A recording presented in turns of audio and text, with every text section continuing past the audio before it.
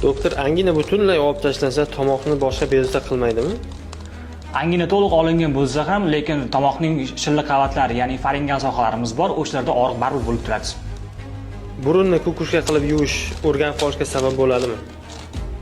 Burunni kukushka qilib yuvish, ya'ni ilmiy tilda praytsul deb ataladi. Praytsulda burunni yuvgan taqdirimizda ham uni faqat yiringlarni chiqarib tashlashga yordam beramiz. Uni o'rganib qolishga sababchi bo'lmaymiz. Gripp bo'lganda antibiotik ichish kerakmi? Gripp bo'lganimizda antibiotik ichish shart emas. Chunki grippni bakteriya emas, virus chaqiradi. Dadasi ham xurrak otadi. Bolasi ham xurrak otishi bu normal holatmi?